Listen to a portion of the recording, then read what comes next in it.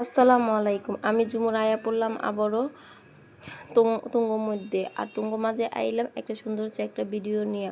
আর আজকে গেছিলাম ওয়ালটন শোরুমে। এটা হইতেছে আমগো এলাকার সবচেয়ে বড় ওয়ালটন শোরুম। এখানে বিভিন্ন ধরনের জিনিস পাওয়া যায়। কি কি পাওয়া যায় একটা শোরুমে, এটা তো তোমরা সবচেয়ে ভালোই জানো। এখানে ডিপ ফ্রিজ থেকে সব কিছু পাওয়া যায়, কিন্তু আমার এইগুলো কোনো প্রয়োজন নেই। আর যেটা প্রয়োজন এটা তোমরা দেখামো পরে। কিন্তু এই ফ্রিজগুলা আমার কাছে তেমন একটা ভাল লাগে না। আর যেই ফ্রিজটা ভাল লাগছে ওই ফ্রিজের সামনে যে আমি স্ট্যাচুর মতো দাঁড়ায় গেছি।